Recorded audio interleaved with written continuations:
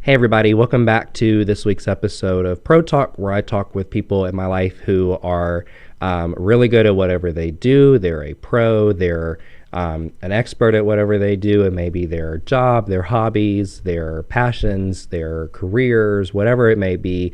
I want to figure out what they do and why they do it. Today, I'm going to be talking with a friend of mine who I am still getting to know. And I know a little bit about, but I'm really excited to get to know more. We were actually just having a conversation earlier, and I was like, okay, I don't want to have this conversation now. I want to have it on the podcast. So everybody, welcome Bree Goodfellow. Thank you so much, Bree. Thank you. Happy to be here. Happy to be here. Happy that you're here as well.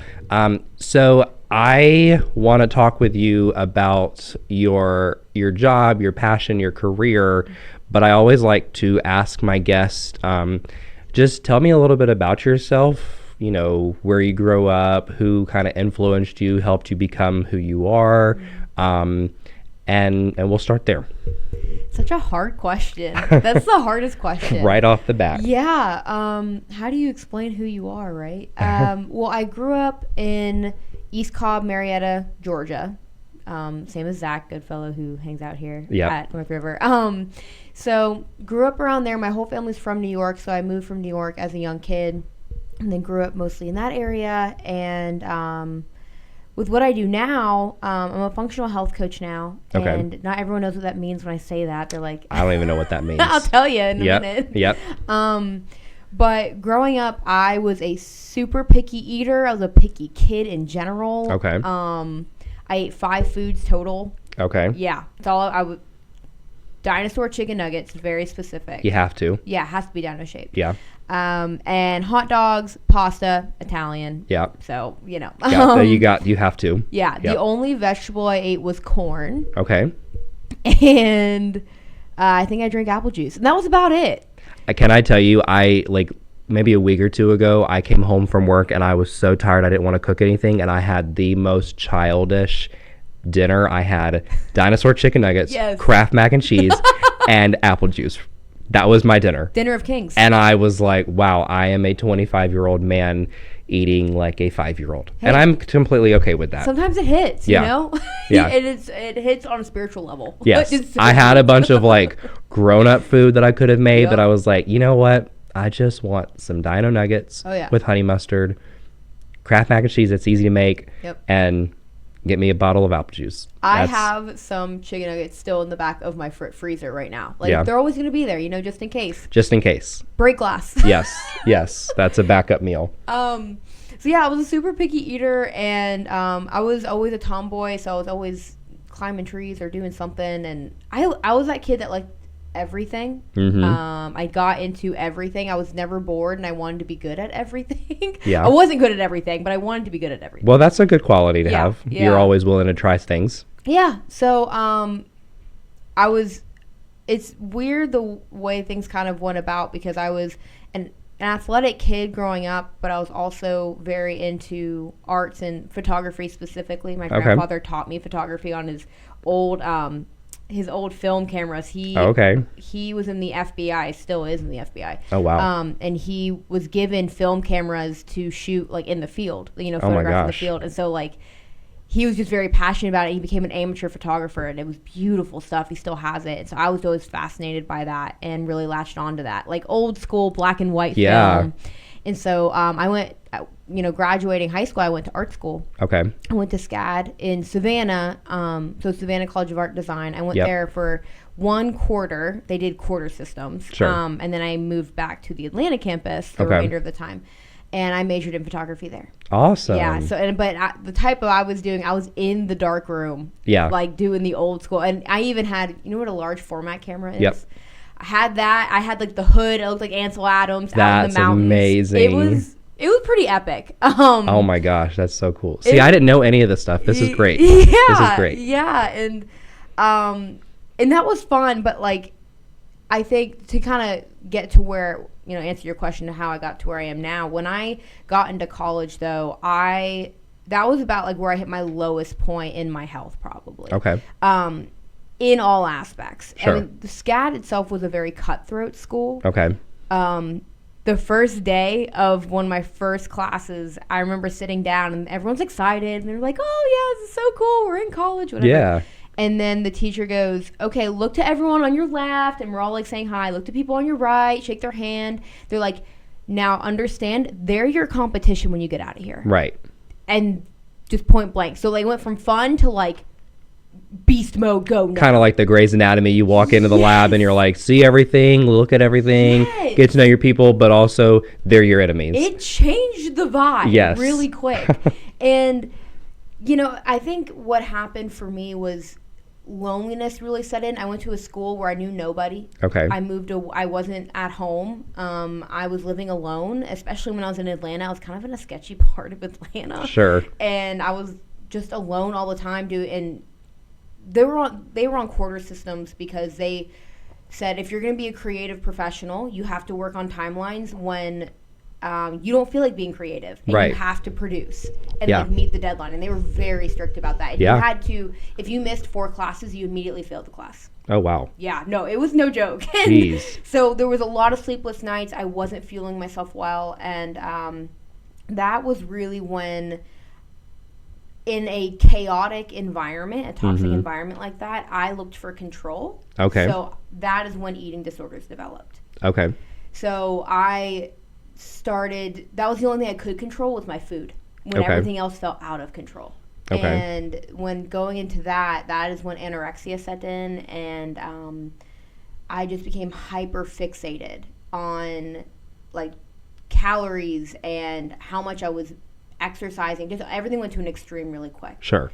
And to that point too, when I was there, like I had to achieve. So and if I didn't, the world would end, apparently. Right. And I had nothing to hang on to that was solid and grounded in my life. Okay. So losing all of that, you know, when I graduated from SCAD, I graduated with a 4.0 and got a presidential award, meaning all of the professors in the entire photography department chose me to win this award at graduation. It sounds amazing. And I got all these awards. And then after graduation, I woke up the next morning and I was like, what next? What next? Yeah. That I made the achievements. Right.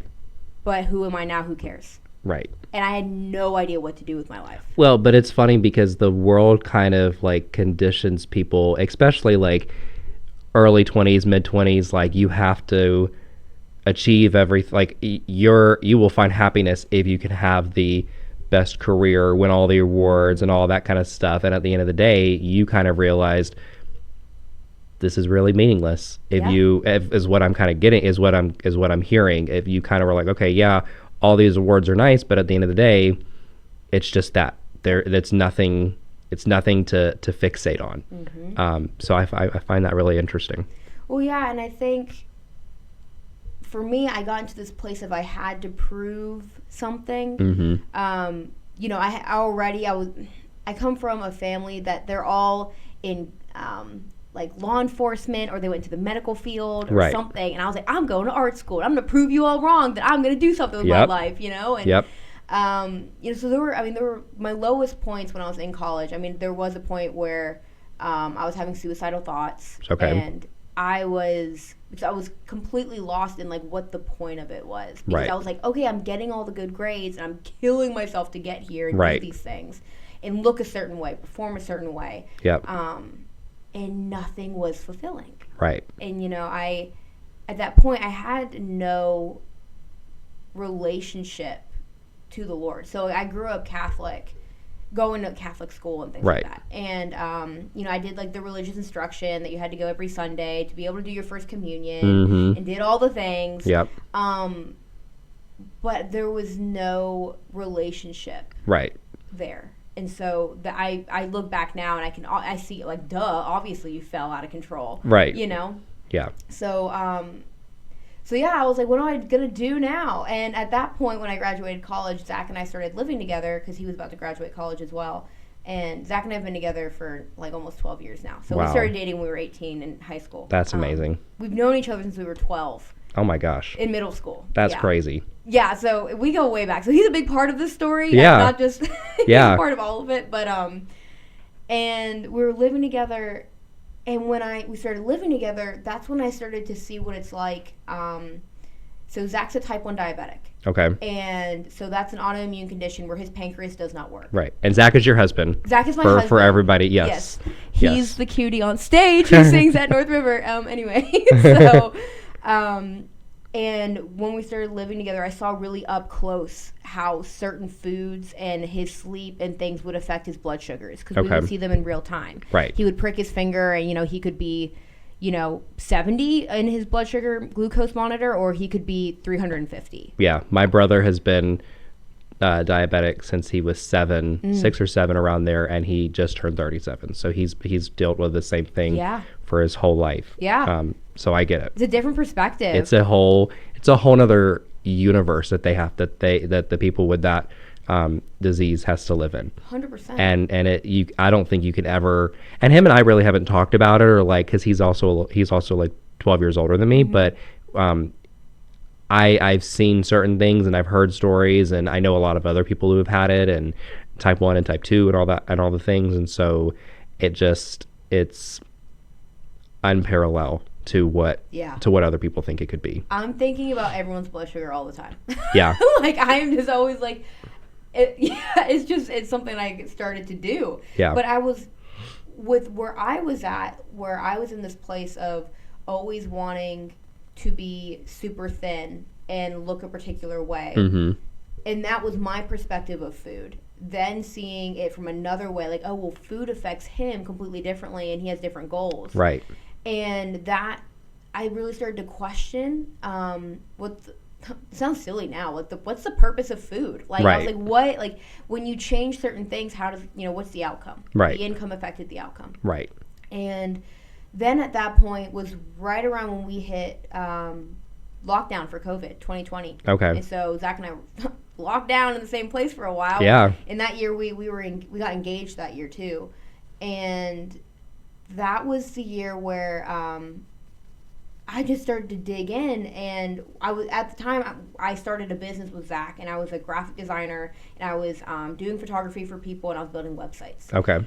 And Zach would buy me, he bought me a book about graphic design or something. Yeah. I was like, oh, thanks so much. I put it on the coffee table and never picked it up right. again. Yeah. And then, meanwhile, he went to the grocery store and bought me this magazine. It was like Superfoods A to Z. Mm-hmm. I remember it vividly. I still have it. Okay. And he gave it to me. I read it cover to cover in one day.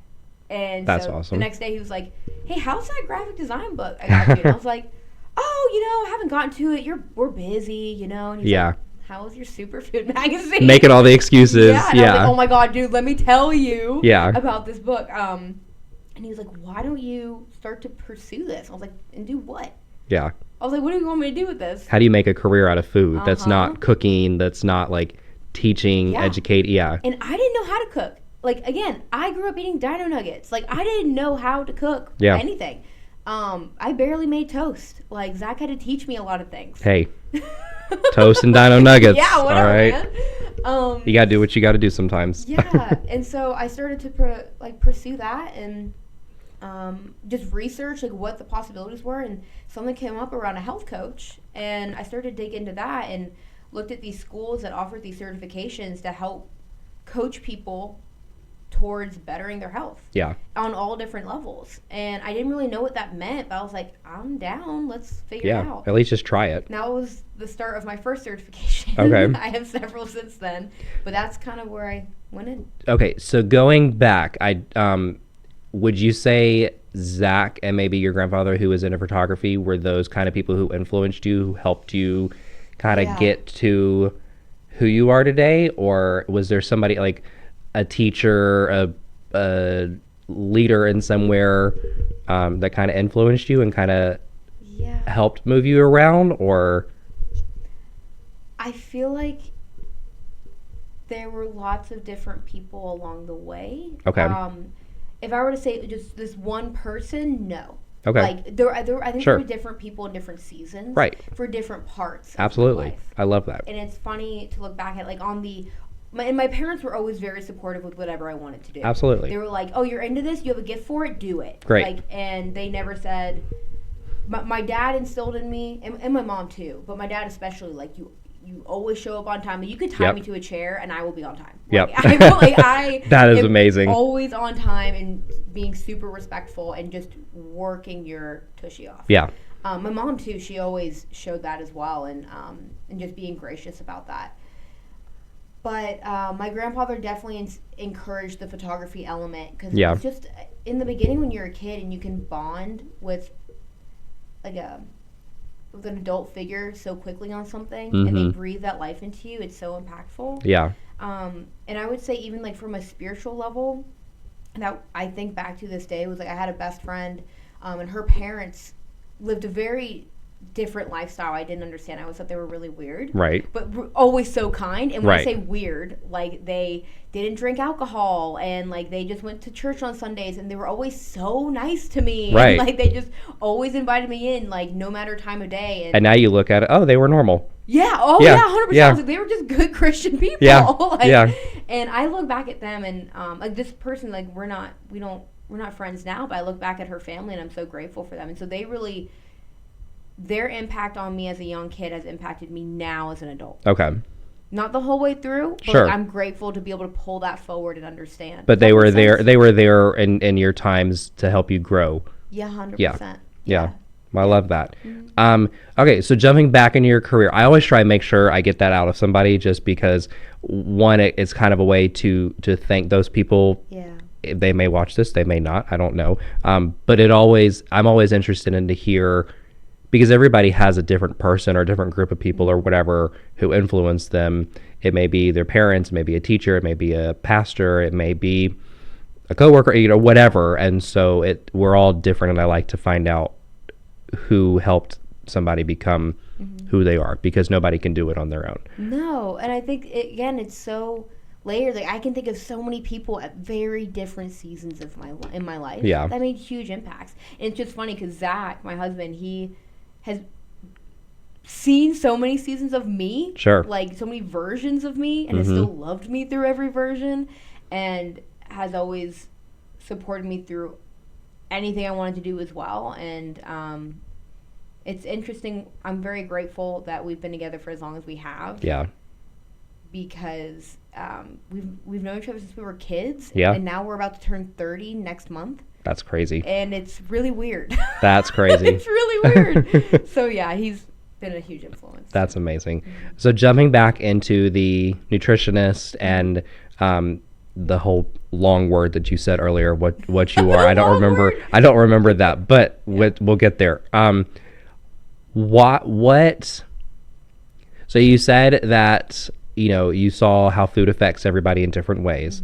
And you said that just how you thought you perceived food and nutrition as this way, but then you look at it in a totally different way. How do you still look at it that way, or have you changed your perspective? Because I'm sure starting out in the career and then moving along through it, you've learned different things about it, and maybe perceptions have changed. How has your passion for food and nutrition and health evolved over the time that you've been doing it? So many ways it's changed over over the last 5 years, really, since I started doing it professionally. I would say the revelation I had in 2020 was like, oh wow, food is not the enemy. Like that's how I viewed it for so long growing up, and through the eating disorders and things. And then all of a sudden I was like, oh my gosh, this can be a tool. Yeah. This can be a tool to actually empower you to feel good in your life, and how much that can affect your thoughts and just your outcomes in your life. And so I think that's why I latched onto it so quickly in the beginning, but I didn't know anything about it. I was like, okay, how do I learn this tool? Right. And then how do I then tell the whole world? I need to tell the whole world. Right. I was like, if you eat this food, you have these antioxidants and you fight cancer. I just thought that was right.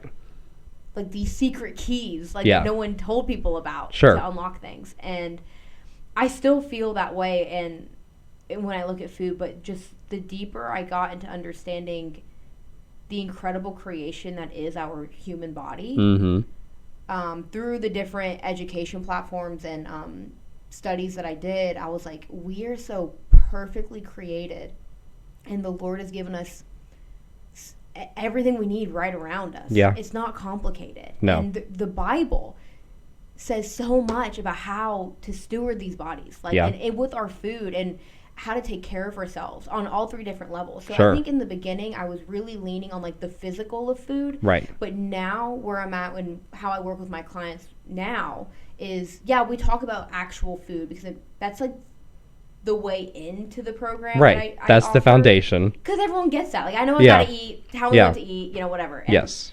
and that's great. And every single person is different. So Yes. I am not a person, I've never been a coach to be like, okay, eat these foods, you're good to go. And Yeah. you'll be great. Yeah. It's not generic. No. Yeah. Because we're all so different. Yes. We have totally different genetics and backgrounds and experiences. Our body is a science textbook. Yep. But it's also a history book. Mm. So what you grew up eating and what you grew up like, nostalgic meals Yep. can be really beneficial too. Yeah. But even, for example, if I restrict my food today, Mhm. my body remembers restriction from Okay. when I was a teenager, and Okay. it reacts a very particular way. Yeah. And I'll know those signs. So it's just so divine, our bodies. That's amazing. And so that's how I kind of view food now. It's there's spiritual food and there's physical food, and how are all of those things fueling us? Yeah. So it's just a broader perspective now. Okay. Mm-hmm. So how has you've mentioned your faith and all of that. How has your faith helped you? And you kind of mentioned it that our bodies and everything is a gift from God and everything. How has your faith influenced food, nutrition, your job, but also how has your job maybe changed your faith, if it has at all? Oh my gosh. they are so intertwined. They're so That's married. amazing. I think that's how it should be in Yes. a lot of ways.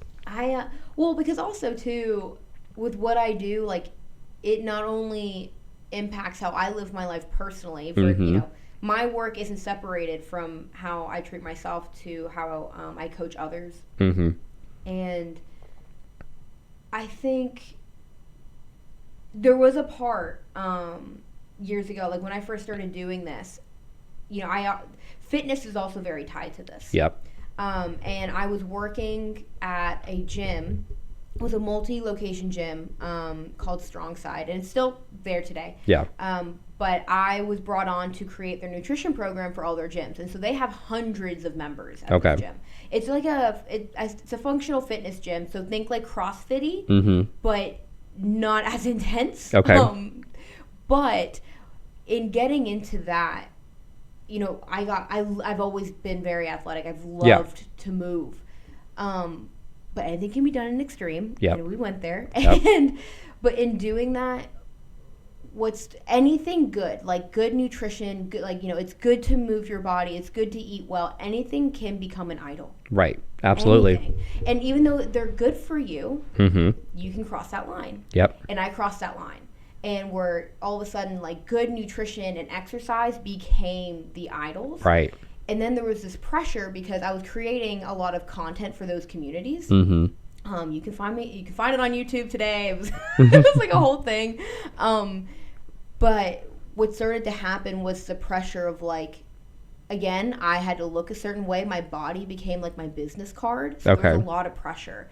And God was not in the picture. Yeah. And it wasn't until I got extremely burned out in this job, working for that company. I was really burned out and I had to leave. And it was the hardest thing I ever did, honestly. Yeah. It was the hardest decision I've ever done because I was so connected to that community. Okay. When I knew when I left, I was going to be excommunicated because of who the owner was at the time. Right. And I was like, it's like leaving a church. It's like that church. Yeah. It was like that. It was like leaving a church and never getting to see this church hurt. Yep. Mm-hmm. Yep. And it was very much that. And I left because I felt that the Lord told me to leave. I remember the day he told me to leave because he was like, you're dying here. Yeah. And you're not looking at me. Right. And this was when I started to really re-engage my relationship back with the Lord. And the day he told me to quit, I had no backup plan. Right. He was like, leave. And I was like, okay, today's the day. I have to do it. And I did. And that was the beginning of, I say like my years in college were really hard, right? Because I said, okay, I had suicide ideation, I had eating disorders, all these things. But on just a broken heart level, that was probably the hardest year of my life because I lost so many people. And I recognized very quickly the gaping hole that I was grayscale in my spiritual health. Right. If that makes any sense. Yeah. And I realized, oh my gosh, this is the missing piece to people's health. Because I would be coaching people in the gym, like with nutrition and everything, and they'd be doing everything right. I myself was doing everything right. Like I'm exercising, I'm eating well, I'm doing all the things. I'm still miserable. What is this piece? And you're getting all the awards, you're getting all the grades, but it's not making me happy. Exactly. And through that year that then happened thereafter, after leaving that company, the Lord really showed me this missing piece for myself first, before I could then go show that to others. Which I'm so grateful for. And I think that's how anyone should do it. Like, you have to go through it yourself. Everything I've ever coached my clients through, I make sure to do it first. Like, if I ask you to not drink caffeine, I'm going to do it first. You know, like, I know what that's like. It sucks. Everybody loves caffeine.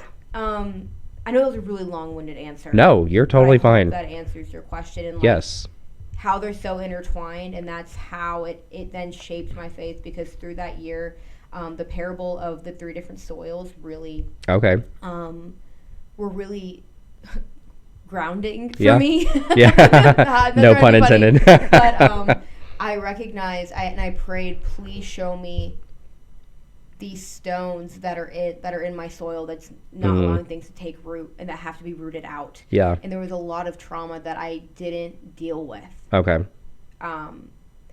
it was like these good tools of exercise, these good tools of nutrition, these good tools of all the rabbit holes of being non-toxic, blah, blah, blah, blah. All the things you hear on social media. And that's a different podcast. But I recognize, these are idols. And the Lord said, look at me. I'm the big G. So I guess a couple of questions to end on. What can you talk to me about a time that maybe you were working with a client and you really thought, oh my gosh, you don't have to go into specifics, like, confidentiality, all that kind of stuff, but talk to me about a time that like you were just what you're doing now, you just felt like, okay, I'm getting burnt out, I don't know why I'm doing this anymore, and then God made you realize, God had you have a revelation of, this is why I'm doing it, and he like re-engaged you and you just got really excited about it to continue. If you've had that. If you haven't, then I have a backup question. I feel like I do. I'm just trying to think about which one I want to share. Okay. Because I've worked with so many different people. And there have totally been times like that. Yeah, I can give you an example. Okay. So my longest standing client, I started working with her when I was at that gym, and then she stayed with me when I left. Okay. So I've been working with her for almost 3 years now. That's awesome. And she is the most incredible woman I've ever met. She, when she came to me, I remember the first day I met with her for a consultation, and she just looked exhausted. Every definition of that word was exhausted. Spiritually, physically, mentally, everything. And she said, look, I know I have to improve my nutrition. I want to feel better. But I have a history of addiction. So it turns out that she was in rehab as early as 16 years old for narcotics. But then she got clean and she went on, and now she's getting her doctorate in teaching. She's this incredible teacher. That's crazy. She's amazing. She's like, but I have a history of addiction. I know that about myself. Sure. I had an eating disorder. And so if you tell me to count calories or get on a scale, I'm going to flip out. And I need to take things really slow. And I said, okay. And so in the beginnings, when you're on that low of a level, it's really easy to make small wins. Her the first thing I gave her to do, I was like, you need to drink 1 bottle of water a day. Yeah. And she was like, okay, but like, what about the fruits and vegetables? I said, I didn't tell you to eat fruits and vegetables. Yeah. I told you to just drink water. Just drink water. And that was our first goal for 2 months. And then we added the next one, and then the next one, and then the next one, right? So she made all this progress. She lost, we don't know how much weight she lost. Sure. Because we wouldn't put her on a scale. But you could look at her and be like, okay, you lost about 100 pounds. That's awesome. And this is over a couple years, right? So we were feeling good, but then it started to get to a point where, like, she's doing everything right? You know, she's covered her basics. She didn't want to do anything extreme. Kind of flatlined. Yeah. So I'm like, where are we going here? I always wanted to go to the spiritual health part. Yeah. And I just felt like the Lord was pushing me to go there. And I was like, I think she's going to flip out. I don't think she wants to go there, because she also had been struggling with infertility for 4 years. Okay. With her husband. Right. And that was what really caused her breakup with Jesus. Okay. She walked away from her faith for a while because of that. And I was like, how do I push that in there? Yeah. And one day, like, the Lord was just like, you just got to ask. Yeah. And I just said, Robin, where are you at with your faith? And that became the biggest turning point for her. After months later, we would just have these conversations and how to fuel herself spiritually in that way. Yeah. And I'm just so grateful. That was when God showed me what I do with my clients in my nutrition business. It's really not a business. It's more of a ministry. Yeah. And I've really let go of it. Like, I don't market myself. I'm not on social media being like, here are the top 5 things. Like, lose weight or whatever. I'm not a weight loss coach. I don't, like, that's not what I'm looking for.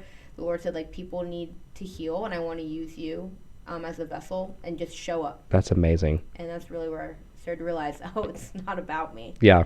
Yeah. Yeah. I think when you can get to a point where you realize, oh, it's not about me, that's really when God's going to work no matter what. Yeah. But when you realize, okay, he's going to work in spite of me, and that's when you can jump on board, that's when just miracles happen and lives change, and that's always a great thing.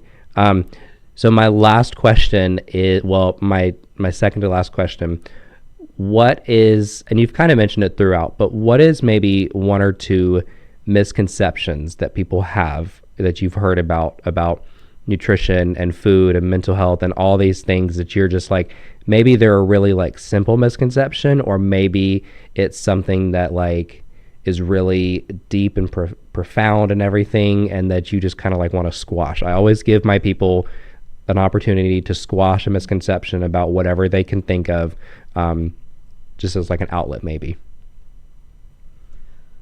Well, if you're on social media, there's like 500 million things that about nutrition. Yeah. And I get questions all the time about what people should do. Is this bad? Or so it's a big topic. But my top ones is, let me think for a second so I don't ramble. Go for it. Ramble. You're fine. I think number 1, it doesn't have to be complicated. Like, stick to the basics of what's the Lord's already given us. Drink water, eat fruits and vegetables, eat some protein. Yep. I tell my clients, find protein and color. Yeah. You're going to be okay. Yeah. Like, if you can just stick to those basics, it does not have to be anything beyond that. If you don't want to count calories, don't. Yeah. If you want to count your carbs or your fats or your proteins, whatever, it's already too much. If that's already overwhelming, don't do it. Yeah. It's whatever you can stick to and be consistent with will work. Yeah. But I think the key is to stick with it and be consistent. Yep. And that health is not linear. Okay. Healing is not linear. And I think with the world that we live in, we're not even in a hunt and gather society anymore. We're in a click and ship. Yeah. So we're expecting everything to happen so quickly. Yeah. And so beautifully and perfectly. You look at all these influencers on social media and they're like, oh, well, this is what they did to lose 60 pounds on TikTok. And, or this person, healed from eating disorders, or, broke their leg and now they're freaking climbing mountains. Like, all of those things are amazing. It's not that they're bad. No. But you don't see all of the failures and the pitfalls along the way. Yep. Everybody likes the final product, but people don't get to see behind the scenes, and people don't get to see the tough times that you had to go through to get there. Everybody just wants to see the end result, and that's great. And sometimes you just need to see that end result. But in order to help somebody get there, then you have to show them that raw side of everything, and then that's where people get turned away, because there's a lot of people out there that I feel like that they just don't want to put in the work. They want to have all these great things. They want to do all these great things, not even just with like health and nutrition, but just they want the best job and the good house and all the money and all the things and all that kind of stuff. And that's not bad, like we've said, but you've got to be consistent. You've got to put in the work, and you can't be lazy about it. Yes. And I think that's where the enemy does most of his work, though, is when you start to get motivated and inspired to do those things that are good. Mm-hmm. And then all of a sudden, like, oh, yeah, but they're doing it better. Yeah. Oh, well, she's faster than you. Or, oh, well, he's eating less. Like, you start to do these comparisons, and that's where the enemy shows up. So if you can keep the Lord as the focus for anything that you're pursuing, you're going to be all right. Yeah. Yeah. My last question, and you kind of said it already, but where can people find you? You know, there's going to be some people that have watched this. Where can people find you, reach you? If you have social media, if you have a website, where can people find you? Yeah. I'm not on social media personally nowadays. I mean, you can find me on there, but I'm not going to answer you because I don't check my accounts. Right. So my website is saltandlighthealthcoaching.com. Okay. Well, saltlighthealthcoaching.com. Okay. And you can throw me a message on there. Okay. Or I'm more than happy to put my email in your little comment bio. Yeah, things. I will put it in there. Yeah. And that's the best way. Awesome. Well, Bree, thank you so much. I don't really know that much about like health and nutrition. I know like eat healthy, eat protein, you know, all those simple things I know. But I've definitely learned some things. I hope people who listen to this learn some things, but also we've been getting to know one another for maybe the last like year, and I really didn't know much about you, and then I got to know you a little bit more in Kentucky this last year, and that was amazing. And then having this conversation was really, really special. So thank you so much for being here and talking with me, and I really appreciate it. Thank you. Awesome.